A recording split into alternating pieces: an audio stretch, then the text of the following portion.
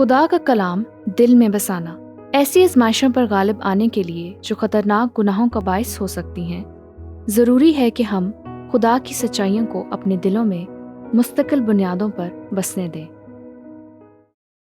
اب پہاڑی واز کے اس مقام پر یا یسوع جو سبق دے رہا ہے، خاص طور پر ان 12 شاگردوں اور دیگر لوگوں کو جو کہ سن رہے تھے، وہ خصوصی طور پر فریسیوں، فقیہوں اور مذہبی رہنماؤں کے رویوں کو سب پر ظاہر کرنے والا تھا۔ غور کریں کہ ہم نے متی 5 باب کی 20ویں آیت میں کیا پڑھا ہے۔ یہاں ایک سنجیدہ الزام لگایا گیا ہے، کیونکہ میں تم سے کہتا ہوں کہ اگر تمہاری راست بازی، مجھے یقین ہے کہ وہ ان کی آنکھوں میں دیکھ کر بات کر رہا تھا، کیونکہ میں تم سے کہتا ہوں کہ اگر تمہاری راست بازی فقیہوں اور فریسیوں کی راست بازی سے زیادہ نہ ہوگی تو تم آسمان کی بادشاہی میں ہرگز داخل نہ ہوگے۔ مجھے یقین ہے کہ اس بات نے ان کی توجہ حاصل کی۔ یسوع یہاں کس تعلق سے بات کر رہا ہے؟ اگر آپ مرکز 7 باب پڑھیں تو آپ کو وہاں مزید تفصیل ملتی ہے جو ہماری سمجھنے میں مدد کرتی ہے کہ یسوع کیا کہہ رہا ہے۔ لکھا ہے، پس فریسیوں اور فقیہوں نے اس سے پوچھا، کیا سبب ہے کہ تیرے شاگرد؟ یہاں وہ ان لوگوں کا حوالہ دے رہا ہے جو یسوع کی پیروی کر رہے تھے، یعنی رسول، تیرے شاگرد بزرگوں کی روایت پر نہیں چلتے بلکہ ناپاک ہاتھوں سے کھانا کھاتے ہیں۔ یسوع نے ان سے کہا، یسایہ نے تم ریاکاروں کے حق میں کیا خوب نبوت کی۔ یسوع کی خاص بات یہ تھی کہ وہ ان کے ظاہری رویے کے علاوہ دلوں میں بھی جھانک سکتا تھا۔ ان کے دکھاوے کے چوگے یسوع کو دھوکہ نہیں دے سکتے تھے جس طرح باقی لوگ دھوکے میں تھے۔ یسایہ نے صدیوں پہلے یہ نبوت کی تھی، یہ لوگ ہونٹوں سے تو میری تعظیم کرتے ہیں لیکن ان کے دل مجھ سے دور ہیں، اور یہ بے فائدہ میری پرستش کرتے ہیں کیونکہ انسانی احکام کی تعلیم دیتے ہیں۔ ہم جانتے ہیں کہ فریسیوں نے شریعت کے علاوہ سینکڑوں قسم کے قوانین بنا رکھے تھے اور انسانی روایات بھی، اور وہ ان سب چیزوں کو اپنے پیروکاروں پر مسلط کرتے تھے، لیکن وہ خود شریعت کی پابندی نہیں کرتے تھے، جو کہ بہت بڑی ریاکاری تھی۔ تم خدا کے حکم کو ترک کر کے آدمیوں کی روایت کو قائم رکھتے ہو، اور اس نے ان سے کہا، تم اپنی روایات کو ماننے کے لیے خدا کے حکم کو بالکل رد کر دیتے ہو۔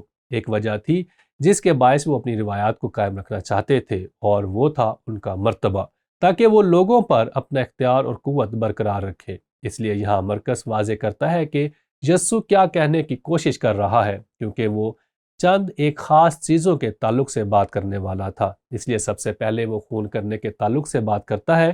وہ کہتا ہے، خون کرنا دل سے شروع ہوتا ہے۔ تم سن چکے ہو کہ اگلوں سے کہا گیا تھا کہ خون نہ کرنا۔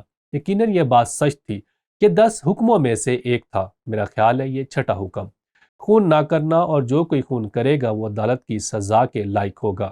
لیکن میں تم سے کہتا ہوں کہ جو کوئی اپنے بھائی پر غصے ہوگا وہ عدالت کی سزا کے لائق ہوگا۔ یہاں وہ ایسے الفاظ استعمال کرے گا جو ظاہر کرتے ہیں کہ ایسا غصہ جس میں قتل کا ارادہ ہو، اور جو کوئی اپنے بھائی کو پاگل کہے گا۔ یہ رامی زبان میں گالی دینا ہے، یہ ایک برا لفظ ہے، یہ زبان کے ساتھ برا ارادہ ہے جو صدر عدالت کی سزا کے لائق ہے، یعنی اسرائیل کے اعلیٰ درجے کے قاضی، اور جو اس کو احمق کہے گا وہ آتش جہنم کا سزاوار ہوگا، یا جہنم جو ایسی وادی کی طرف حوالہ ہے جہاں وہ یروشلم سے باہر شہر کا کچرا جلاتے تھے، اور یہ وہ جگہ بھی تھی جہاں وہ غیر معبودوں کے لیے بچوں کی قربانی کرتے تھے، اور اسرائیلی یہ کام بھی کر رہے تھے۔ اور یہاں لفظ احمق کی جگہ اصل زبان میں لفظ زیادہ سخت قسم کا ہے۔ اس کا تعلق برے ارادے سے ہے، اس کا تعلق بد اخلاقی سے ہے، اس کا تعلق الزام سے ہے جو کہ خون کرنے کے زمرے میں ہی آتا تھا۔ اس لیے یہاں وہ یہ کہہ رہا ہے کہ فقیہوں اور فریسیوں، تم اس تعلق سے بات کرتے ہو لیکن تم مجرم ہو، کیونکہ تم نے اپنے دلوں میں شریعت کی خلاف ورزی کی ہے، جس کی وجہ تمہارا لوگوں کے ساتھ رویہ ہے۔ پھر وہ زناکاری کے تعلق سے بات کرتا ہے۔ تم سن چکے ہو کہ کہا گیا تھا کہ زنا نہ کرنا، لیکن میں تم سے یہ کہتا ہوں، جس کسی نے بری خواہش سے کسی عورت پر نگاہ کی وہ اپنے دل میں اس کے ساتھ زنا کر چکا۔ یہاں لفظ بری خواہش کا مطلب آزمائش نہیں ہے، بلکہ یہ لفظ جسمانی اعتبار سے زنا کے عمل کرنے کو ظاہر کرتا ہے۔ ذہن تیار ہو چکا ہے اور حکمت عملی بھی تیار ہے، لیکن یسوع نے کہا کہ جسمانی طور پر زنا کرنے جتنا ہی سنجیدہ گناہ ہے۔ یہاں آپ کو کچھ پس منظر جاننے کی ضرورت ہے۔ مثال کے طور پر اس خاص معاملے میں میرا ذہن فقیہوں اور فریسیوں کی طرف گیا اس کا ذکر یوحنا 8 باب میں ہے، جہاں وہ زنا کرتے پکڑی گئی عورت کو لائے، انہوں نے اس عورت کو پکڑا اور شاید زمین پر گرا دیا اور کہا یسوع یہ عورت عین زنا کے وقت پکڑی گئی ہے، لیکن یسوع نے کیا کیا ہے؟ وہ زمین پر جھکا اور کچھ لکھنے لگا۔ میں نے سوچا کہ شاید اس نے یہ الفاظ لکھے، تم سن چکے ہو کہ کہا گیا تھا کہ زنا نہ کرنا، لیکن میں تم سے کہتا ہوں کہ اگر کوئی کسی عورت کو بری خواہش سے دیکھتا ہے، وہ اس کے ساتھ اپنے دل میں زنا کر چکا۔ جو کچھ اس نے زمین پر لکھا اسے دیکھ کر وہ مرد بڑے سے لے کر چھوٹے تک سب چلے گئے، کیونکہ جس بات کا وہ اس عورت پر الزام لگا رہے تھے وہ خود اسی کے مرتکب تھے۔ میرا خیال ہے کہ شاید یسوع نے ان عورتوں کے نام بھی لکھ دیے ہوں گے، اور شاید بڑے سے لے کر چھوٹے تک ان سے منسوب سب عورتوں کے نام بھی لکھ دیے ہوں، اس لیے کہ کیا وجہ تھی کہ بڑے سے لے کر چھوٹے وہاں سے چلے گئے۔ یسوع اس ہجوم اور مذہبی فریسیوں سے مخاطب ہے، اور یہ ان لوگوں کے لیے نہایت شاندار مثال تھی جو بعد میں یسوع مسیح کی جگہ اس کے پیغام کو ہر جگہ پہنچانے کو تھے۔ وہ انہیں اس خاص قسم کی صورتحال کے لیے تیار کر رہا تھا۔ پرانے عہد نامہ میں اس تعلق سے ہمارے پاس ناقابل یقین مثال ہے، کیا نہیں؟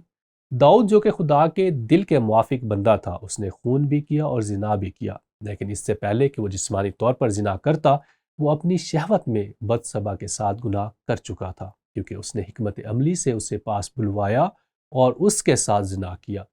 پرانے عہد نامہ میں اس تعلق سے ہمارے پاس ناقابل یقین مثال ہے، کیا نہیں؟ داؤد جو کہ خدا کے دل کے موافق بندہ تھا، اس نے خون بھی کیا اور زنا بھی کیا، لیکن اس سے پہلے کہ وہ جسمانی طور پر زنا کرتا، وہ اپنی شہوت میں بتسبا کے ساتھ گناہ کر چکا تھا، اور اس سے پہلے کہ وہ منصوبہ بناتا یا اس کا شوہر مر گیا، داؤد نے اپنی حکمت عملی سے پہلے ہی دل میں اس کا خون کر دیا تھا۔ لیکن خوشخبری یہ ہے کہ خدا نے اسے معاف کیا۔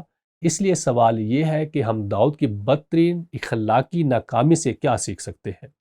دیکھیں، خدا کا شکر ہے کہ ہم دو چیزیں سیکھ سکتے ہیں۔ سب سے پہلے ایسا کوئی گناہ نہیں جسے خدا معاف نہیں کرے گا، اور میں اس حقیقت کو واضح کرنا چاہتا ہوں کہ یہ سب پرانے عہد نامہ میں ہوا جب خدا نے اسے اس کی سچی توبہ اور شکستہ دلی کے باعث معاف کیا۔ اگر آپ دیکھنا چاہتے ہیں کہ وہ کس قدر شکستہ تھا تو زبور 51 پڑھیں جو اس نے لکھا۔ وہ شکستہ دل شخص تھا۔ اب شریعت کہتی ہے کہ اسے مرنا چاہیے، فریسی شاید کہتے کہ اسے فوراً مار دیا جائے۔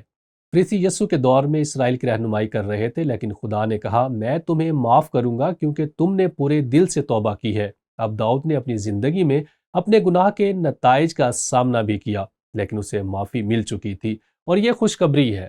اور یقیناً ہم معافی کو اس طور پر سمجھتے ہیں جس طرح پہلے کبھی نہیں سمجھا تھا، کیونکہ یسوع کا خون ہمارے گناہوں کے واسطے بہایا گیا ہے، جو ہمیں ہماری تمام تر ناراستی سے پاک کرتا ہے۔ لیکن دوسری چیز جو کہ ایک روحانی سبق ہے، اور پالوس نے بھی اس تعلق سے لکھا ہے، اس نے کرنتھیوں کے نام خط میں یہ لکھا ہے، وہ کہتا ہے یہ باتیں ان پر عبرت کے لیے واقع ہوئیں اور ہم آخری زمانہ والوں کی نصیحت کے واسطے لکھی گئی۔ اور اس رسول کے مطابق 2000 سال پہلے ہی آخری زمانہ شروع ہو چکا تھا۔ اس نے روح القدس کی تحریک سے یہ سب لکھا۔ دیکھیں، خدا وقت کو اس طرح نہیں دیکھتا جس طرح ہم دیکھتے ہیں۔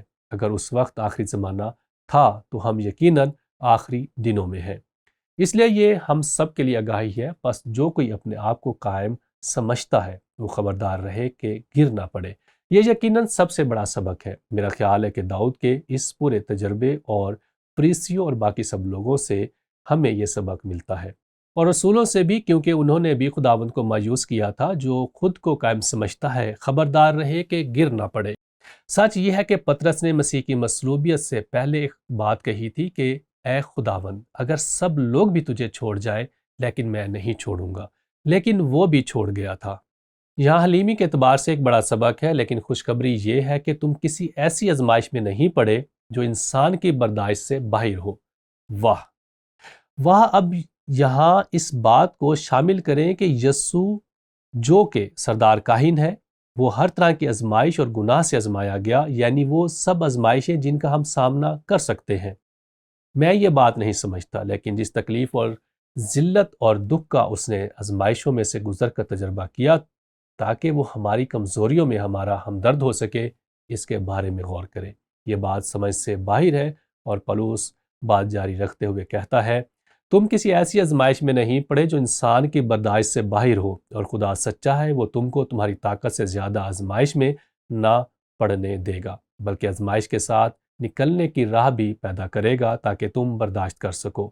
یہ بہت ہی بڑی خوشخبری ہے، اس لیے زندگی گزارنے کے لیے ہمارے پاس یہ اصول ہے۔ میرا یقین ہے کہ یہ اصول کلام کے اسی حوالہ میں سے ملتا ہے، ایسی آزمائشوں پر غالب آنے کے لیے جو خطرناک گناہوں کا باعث ہو سکتی ہیں۔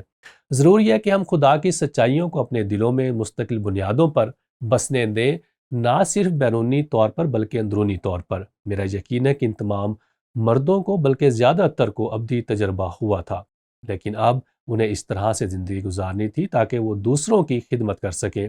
اس لیے یسوع ان کو عظیم ترین خدمتوں کے لیے تیار کر رہا تھا جو اس سے پہلے اور بعد میں کبھی نہیں کی گئی، یعنی خداوند یسوع مسیح کے ارشاد اعظم کو پورا کرنا۔